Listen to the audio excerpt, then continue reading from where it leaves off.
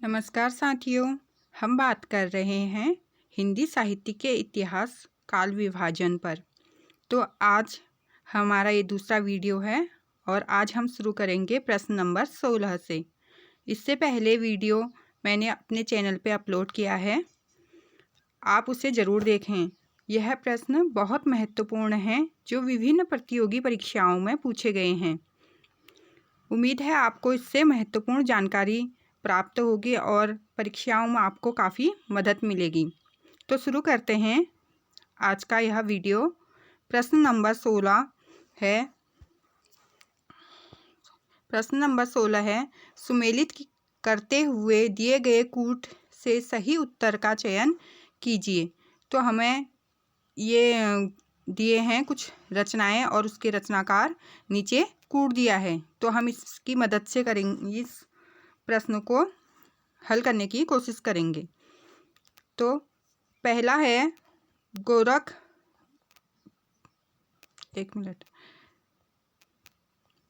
पहला है गोरखनाथ और उसका युग।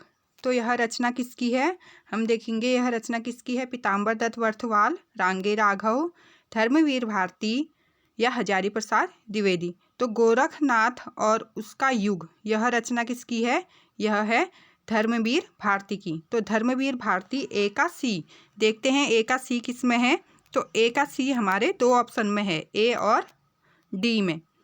तो दूसरा देखते हैं नाथ संप्रदाय। नाथ संप्रदाय किसकी रचना है? यह है पीताम्बर दत्त बर्थवाल की। तो देखिए ऑप्शन ए में दिया है कि बी का 1 एक, ये ऑप्शन ठीक है क्योंकि 4 में 4 दिया है, इसलिए हमारा ऑप्शन क्या हो जाएगा? ए सही हो जाएगा।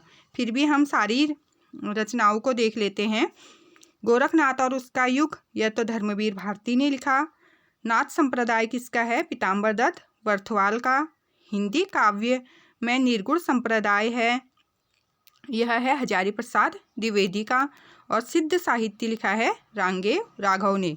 तो प्रश्न 1 का हमारा आंसर हो जाएगा ए। प्रश्न नंबर 2 है। प्रश्न नंबर 17 या आज का प्रश्न नंबर 2, यह है हिंदी साहित्य के आदिकाल को आधार काल नाम दिया है। तो आधार काल नाम आदिकाल को किसने दिया है? डॉक्टर रामस्वरूप चतुर्वेदी ने, डॉक्टर रामशंकर शुक्ल रसाल ने, डॉक्टर मोहन अवस्थी ने, डॉक्टर लक्ष्मी सागर वार्ष्णेय ने। तो किसने दिया है यह नाम? यह दिया है मोहन अवस्थी ने। ऑप्शन सी, ऑप्शन सी हमारा सही हो जाएगा। फिर है प्रश्न नंबर 18 है, आचार्य रामचंद्र शुक्ल भक्ति काल सगुण धारा फुटकल रचनाएं शीर्षक के अंतर्गत परिगणित किस कवि के लिए कहा है? तो एक कोटेशन दिया है और यह बताना है कि यह किस कवि के लिए कहा है। शुक्ल जी ने। ड को कवि हृदय नहीं मिला था, उनमें वह सहृदयता और भावुकता न थी जो एक कवि में होनी चाहिए। वे संस्कृत साहित्य के से सामग्री लेकर अपने साहित्य और रचना कौशल की धाक जमाना चाहते थे। तो शुक्ल जी ने यह किसके लिए कहा है? गंग कवि के लिए, भिखारी दास के लिए, केशव दास के लिए या रहीम के लिए? तो यह शुक्ल ने कहा है ऑप्शन सी, केशव दास के लिए। केशव दास के लिए कहा कि केशव दास को कवि हृदय नहीं मिला था। तो कभी कभी यह पूछा जाता है कि केशव दास को कवि हृदय नहीं मिला है, यह किसने कहा? तो यह कहा है आचार्य रामचंद्र शुक्ल ने। प्रश्न नंबर 19 है, the model vernacular literature of Hindustan के लेखक कौन हैं? तो यह प्रश्न हमने 2-3 बार देख लिया है। तो इसके लेखक हैं गारसा द तासी और यह पहला हिंदी साहित्य इतिहास ग्रंथ है जो फ्रेंच भाषा में लिखा गया है।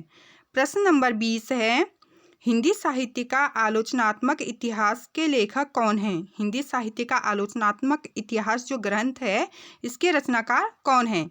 यह प्रश्न भी हमने इससे पहले वीडियो में देख लिया है। तो सीधे देखेंगे कि इसका आंसर है, यह डॉक्टर रामकुमार वर्मा की रचना है या इतिहास ग्रंथ है डॉक्टर रामकुमार वर्मा का। इसकी रचना 1938 ईस्वी में डॉक्टर रामकुमार वर्मा ने की है। प्रश्न 21 है, प्रश्न 21 है, हिंदी साहित्य के इतिहास लेखन की परंपरा का सूत्रपात किया था। तो हिंदी साहित्य के इतिहास लेखन की परंपरा का सूत्रपात किसने किया था, अर्थात सबसे पहले इतिहास ग्रंथ किसने लिखा? आचार्य रामचंद्र शुक्ल ने, गारसद तासी ने, जॉर्ज ग्रियर्सन ने या शिव सिंह सेंगर ने? तो किसने लिखा था सबसे पहले?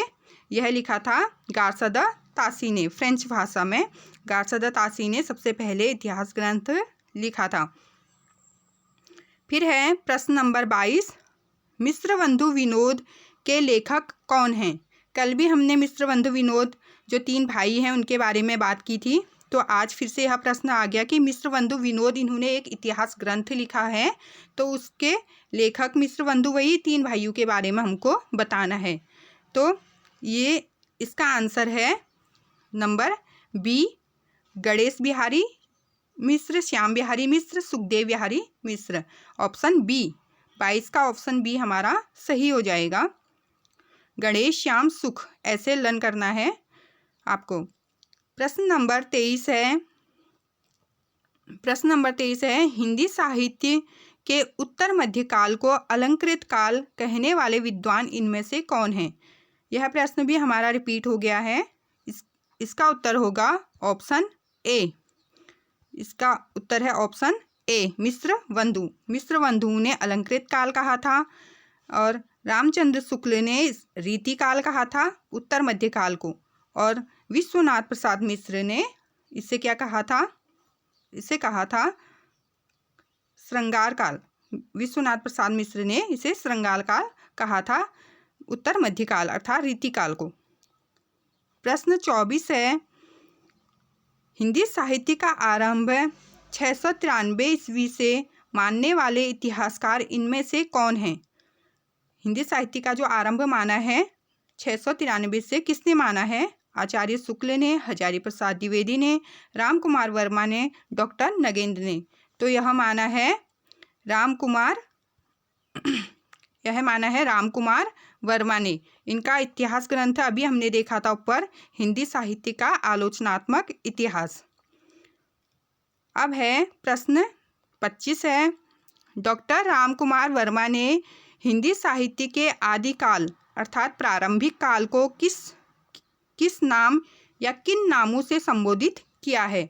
राम कुमार वर्मा ने आदिकाल को क्या नाम दिया है? प्रारंभिक काल, संधि काल, आदिकाल, वीर काल, सिद्ध सामंत काल या संधि काल एवं चारण काल? तो इसमें से कौन सा नाम दिया है उन्होंने दिया है ऑप्शन डी, संधि काल एवं चारण काल। अब प्रारंभिक काल किसने दिया है? प्रारंभिक काल नाम दिया है गणपति चंद्र गुप्त ने, और आदिकाल नाम दिया है हजारी प्रसाद द्विवेदी ने। सिद्ध सामंत काल नाम दिया है राहुल सांकृत्याय ने। तो हमें ये ऑप्शन भी आगे को देखते रहने हैं कि किसने क्या नाम दिया है। प्रश्न नंबर 26 है, हिंदी साहित्य का उत्तर मध्यकाल को रीति काल किस विद्वान ने कहा है? यह प्रश्न भी हमने कई बार देख लिया है, तो हम सीधे उत्तर देखेंगे। यह नाम दिया है आचार्य रामचंद्र शुक्ल ने, क्योंकि मिश्रबंधु ने अभी देखा हमने कि अलंकृत काल कहा, विश्वनाथ प्रसाद मिश्र ने उसे श्रृंगार काल कहा। तो ऑप्शन ए हमारा सही हो जाएगा। फिर है प्रश्न नंबर 27। प्रश्न नंबर 27 है, वर्ण क्रमानुसार लिखा गया हिंदी साहित्य के इतिहास का प्रथम ग्रंथ निम्नलिखित में से कौन सा है? वर्ण क्रमानुसार, ठीक है, मतलब ABCD करके जो होते हैं, इस हिसाब से किसने इतिहास ग्रंथ लिखा है? कौन सा इतिहास ग्रंथ है? 252 वैष्णवन की वार्ता, इस्तवार दलाल लितेत्वर एंदुई हिंदुस्तानी, 84 वैष्णवन की वार्ता या कविमाला? तो यह लिखा है ऑप्शन बी, इस्तवार दलाल लितेत्वर एंदुई हिंदुस्तानी। ये जो फ्रेंच भाषा में लिखा गया था गारसद तासी द्वारा, वह ग्रंथ है और यह वर्ण क्रमानुसार लिखा गया है। प्रश्न नंबर 28 है, आचार्य रामचंद्र शुक्ल द्वारा रचित हिंदी साहित्य का इतिहास सर्वप्रथम किस नाम से प्रकाशित हुआ है? तो किस नाम से प्रकाशित हुआ? हिंदी साहित्य की भूमिका, हिंदी साहित्य का विकास, हिंदी साहित्य का इतिहास, हिंदी साहित्य की आलोचना। तो शुक्ल का जो इतिहास ग्रंथ है उसका नाम तो हिंदी साहित्य का इतिहास है, लेकिन यह उससे पहले अर्थात सर्वप्रथम किस नाम से इसका प्रकाशन हुआ था? तो इसका उत्तर हो जाएगा ऑप्शन बी, हिंदी साहित्य का विकास नाम से। सबसे पहले इसका प्रकाशन हिंदी साहित्य का विकास नाम से हुआ था। एक मिनट आगे चला गया। तो 28 प्रश्न हमारे हो गए हैं। अब है प्रश्न नंबर 29। प्रश्न नंबर 29 है, डॉक्टर गणपति चंद्र गुप्त के अनुसार हिंदी साहित्य के इतिहास का पुनर्लेखन किस दृष्टिकोण के अनुसार किया जाना चाहिए? तो गणपति चंद्र गुप्त जो इतिहासकार हैं उन्होंने माना है कि किस हिसाब से इसका पुनर्लेखन होना चाहिए इतिहास का? पाश्चात्य इतिहास को आधार मानकर, पश्चिम के किसी सिद्धांत विशेष को आधार मानकर, स्वतंत्र, तटस्थ एवं संतुलित दृष्टि से किसी आदर्श का अनुसरण करके। तो आपको सबसे सटीक इसमें से क्या लग रहा है? पाश्चात्य इतिहास किसी एक ही चीज़ पे करना सही नहीं है, तो हमारा पहला ऑप्शन नहीं होगा। दूसरा है पश्चिम, ये भी वही हो रहा है कि एक ही चीज़ पे हम डिपेंड नहीं हो सकते, ये भी नहीं होगा। किसी आदर्श का अनुसरण करके भी नहीं हो सकता है। तो सही ऑप्शन हमको लग रहा है सी, कि स्वतंत्र, तटस्थ और संतुलित दृष्टिकोण से, क्योंकि इसमें स्वतंत्र रूप से करना है और तटस्थ होके भी करना है।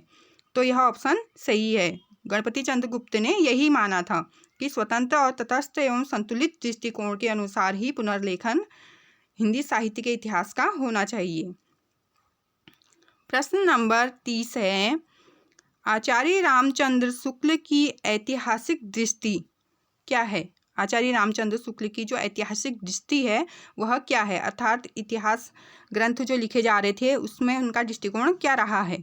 हिंदी कविता संबंधी ज्ञान को संकलित करती है, युग की परिस्थितियों को प्रमुखता प्रदान करती हैं, परंपरा का महत्व प्रतिष्ठित करती हैं, आर्थिक परिस्थितियों के संदर्भ में साहित्य की विकास प्रक्रिया को स्पष्ट करती हैं। तो क्या रहा है उनका कि युग की परिस्थिति जो है उनको क्या करती हैं? प्रमुखता प्रदान करती हैं। ऑप्शन बी यह शुक्ल अनुसार सही है, क्योंकि उन्होंने युगीन प्रवृत्तियों के आधार पर ही अपना इतिहास ग्रंथ क्या किया है? लिखा है आचार्य शुक्ल ने।